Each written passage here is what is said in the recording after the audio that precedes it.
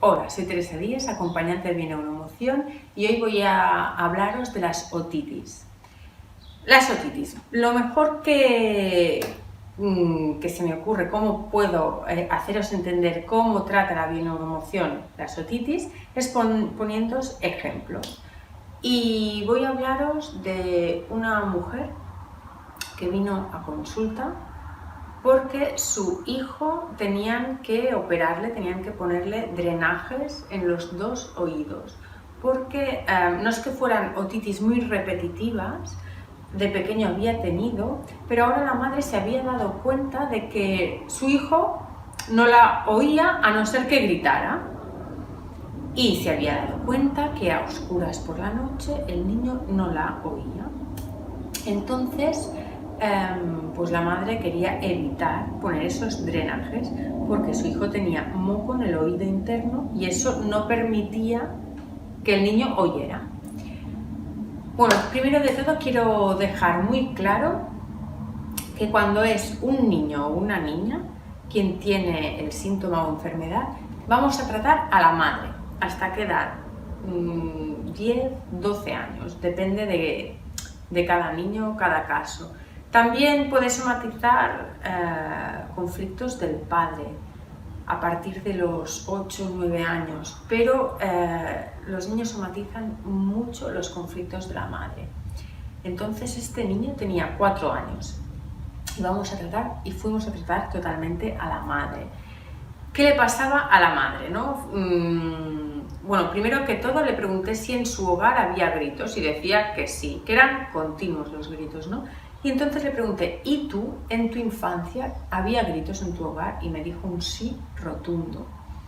Hicimos, en Bineuroemoción hacemos lo que se llama el camino al inconsciente para encontrar la emoción oculta. Y luego hacemos, si es posible, una línea del tiempo, ¿no? Para encontrar ese momento semilla que se programa la emoción. Y con la madre fuimos a un momento en que ella me dijo que tenía 3, 4, 5 años, no se acuerda muy bien, y que estaba jugando tranquilamente y que de repente su madre le echó una bronca, le empezó a gritar, a pegar y no sabía ni por qué, ¿no? Primero era pensamientos de qué hace, ¿no? Esta mujer, qué pasa, no sé qué pasa, por qué me grita, bueno, todos estos pensamientos, sentimiento de impotencia, luego la emoción que ella expresaba, pues rabia, ¿no?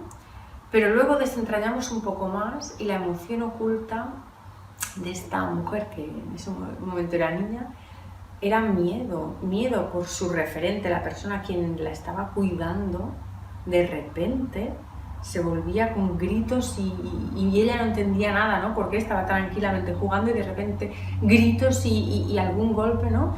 Y es como el referente, ¿no?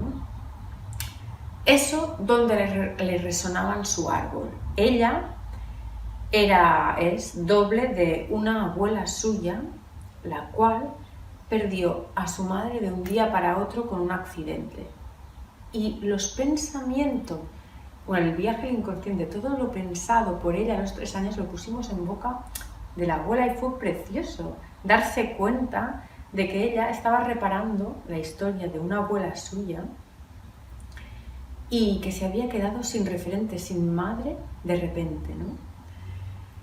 Ella tomó conciencia de dónde venía todo eso y se propuso en su día a día no gritar a su hijo lo menos posible para que sus oídos no hicieran moco. Aparte ella me dijo, es que cuando grito mi hijo hace así, que se tapaba los oídos.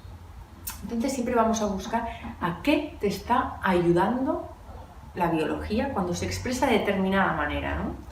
Y aquí en la otitis se ve mucho, ¿no? El no querer escuchar estos gritos, ¿no? Y detrás una emoción de pérdida de referente, ¿no? De la persona que te está cuidando, ¿no? Que de un día para otro ya no está. Pues ella tomó conciencia y se propuso que en su día a día no gritara a su hijo porque ella vio que era su referente para su hijo, que no podía gritarle, ¿no?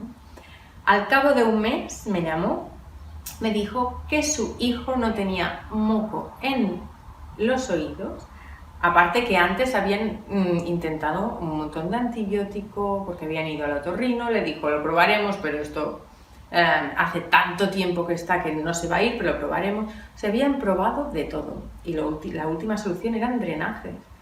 Pues con una sola consulta, tomando conciencia, la mujer me llamó al cabo de un mes que el niño no tenía moco y no hacían falta los drenajes. A ver, otro caso muy bonito, que tuve la perforación de 2 tímpanos de una niña de 6 años. Tratamos a la madre porque la niña reflejaba el conflicto de la madre, ¿no? Y yo le pregunto, bueno, cuando hay una perforación de tímpano, ¿no? Es como aislarte, ¿no? Aislarte de no querer oír. Debe de haber o una situación horrorosa o unos gritos o palabras injuriosas que estás oyendo y es como querer aislarte, pero en este caso era totalmente distinto. La mujer estaba viviendo en su casa, había una situación económica difícil y aparte fue repentina esa situación económica y su marido estaba muy, en catalán se dice capficat, como muy focalizado en algo, ¿no? Y ya no era el marido que era, que llegaba a casa, comían, charlaban, ¿no? Se había vuelto, ella tenía miedo que su marido entrase en depresión. Y dijo esta palabra, depresión, que ahora veréis que es importante, ¿no? Y fue repentino la crisis económica que vive en su casa. Y de repente el marido deja de hablar, deja de comunicarse y se encierra. Ella tiene miedo a la depresión. Y este silencio que oye en su casa le da pánico. Y su hija lo manifiesta. Es verano, va a la piscina, todo lo que tú quieras. Físicamente, en el mundo dual que decimos, pueden pasar muchas cosas que expliquen, ¿no? Pero se le perforan los 2 tímpanos. Vamos a buscar pues ese miedo profundo que su marido en entrara en depresión. No era ruidos ni palabras injuriosas, el miedo era el silencio y vamos, ¿dónde le resonaba eso? En el árbol. Su madre, es doble de su madre se queda sin su padre porque su padre se suicida, o sea, el abuelo de la mujer tiene una madre, que esta madre se queda sin padre porque se suicida repentinamente, porque en la guerra vivían, ¿no? de cosecha y tenían unos almacenes con la cosecha dentro y le queman la cosecha en la posguerra o la guerra, no sé cuándo me dijo, no lo sé, le queman toda la cosecha y su padre entra en depresión.